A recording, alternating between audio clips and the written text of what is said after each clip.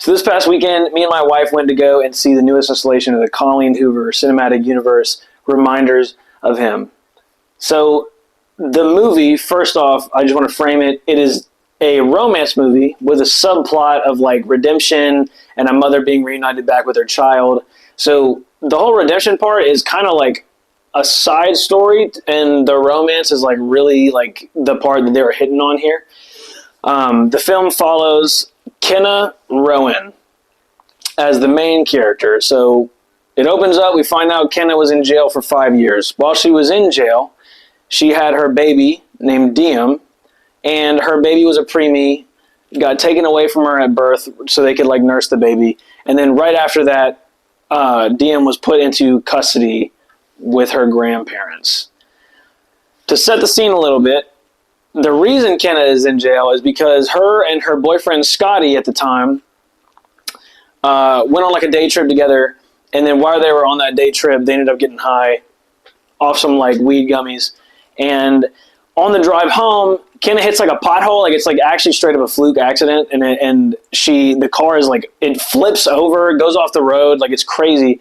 And she's super hurt. She looks over, and Scotty looks like he's like crazy injured, and she thinks he's dead. For all intents and purposes, she thinks Scotty's dead, so she goes off, tries to find help to no avail. And then, yeah, she ends up in that situation where she's put into prison.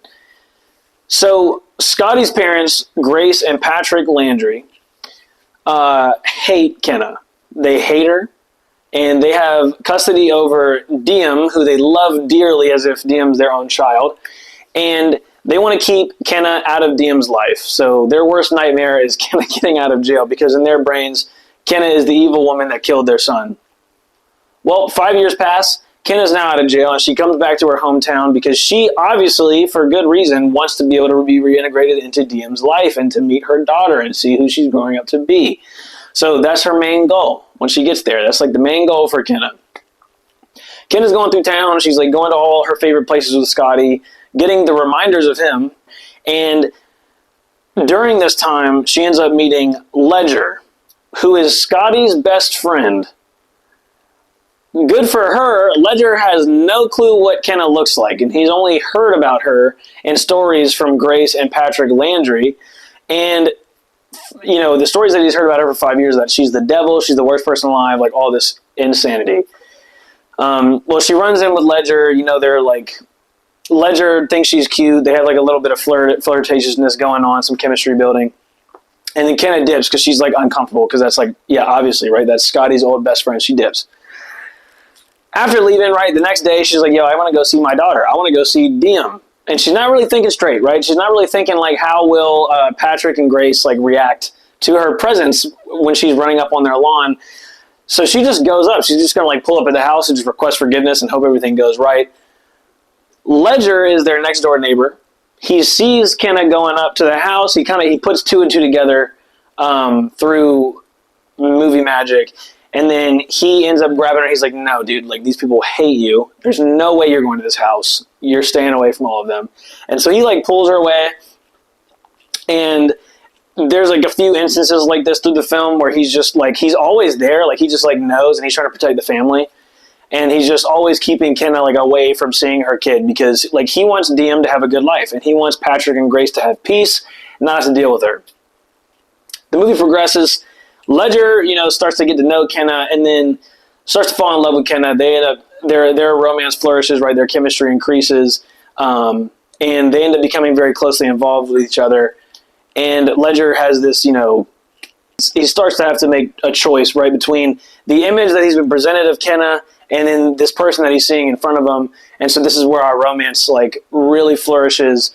And I thought their chemistry was actually really good. So Tyreek Withers and Micah Monroe, they play these characters. So Tyreek plays Ledger, and then Micah plays McKenna. And I thought they were great together. Like, their chemistry was fantastic on screen. It was super believable, definitely enjoyable, and gave off like that the good, not awkward romantic vibe, which was nice. I do think that I understand people are, you know, thinking that their romance is like rushed in, you know, comparison to the book, but, like, you know, I'm taking a couple 100-page book, right, and I'm making it into a 2-hour movie, which is movie's an hour and 55 minutes, so it's like almost right up on 2 hours. And I'm condensing the whole thing. It makes sense that the romance would be a little bit rushed, so like whatever, we can get over that. The part that I did think felt kind of rushed, though, was the forgiveness arc part of this story. So like the last 30 minutes, and sorry, spoilers are going to come, so click on if before I give spoilers. Good movie, go see it if you haven't seen it. Definitely one for the girls. Y'all will like it. Go enjoy it. It's a tearjerker. Now with spoilers, like actual end spoilers, Kenna has like this journal where she documents everything that happens, like in her entire life, and she writes, and really they're letters to Scotty, to him in the afterlife. So she's like writing all these journal entries, talking to him, and she happened to have written about the night of the accident. Ledger finds out about the journal. He finds out about that section because Kenna like reads it to him. So this is where he really finds out like what happens that night, and understands that she's like also a victim, and she's not deserving of like all the hate, and she's also going through pain, and that she does deserve to like have love and to meet her daughter and to be forgiven. Grace and Patrick hate her and despise her throughout pretty much the entire movie. They file like a restraining order to keep her away from her daughter and like all this, like she's the devil in their eyes. Well, Ledger takes this journal entry, brings it over to Grace Landry at their house, and he gets her to read it. He like leaves it on the nightstand in Grace and Patrick's room, and then Grace reads it.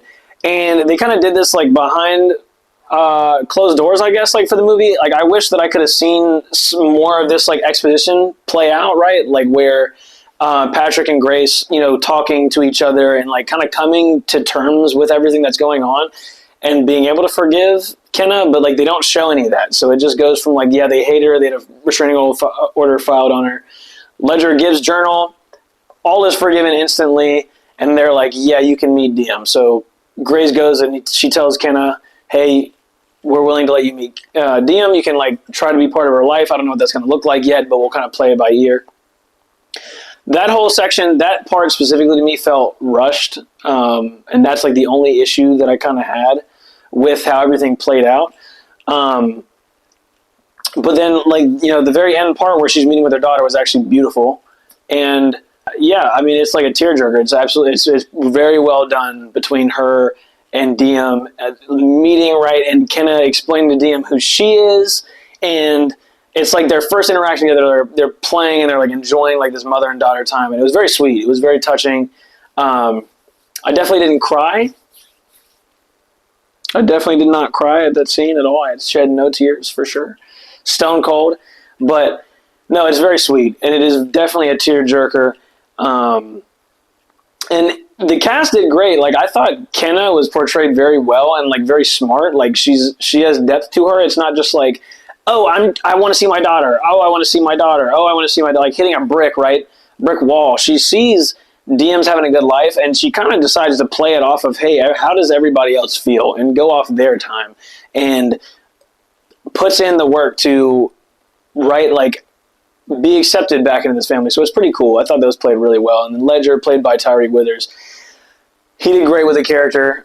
Again, both of them had like super great chemistry, and then everybody else in the movie I played fantastic roles. So overall, good movie. I'd give it like 7.5 to like 8 out of 10 for like a romance movie. I thought it was really good. I thought it was pretty refreshing. I definitely enjoyed it. So if you haven't seen it, definitely encourage you to go watch it. It's in movies right now, and it's 100% worth it. Drag your boyfriends, drag your husbands, make them go see it with you. They'll probably like it too. They may or may not cry. But yeah, overall, 7.5 to 8, definitely worth seeing in theaters. So that's all I got. I'm going to see you all in the next one.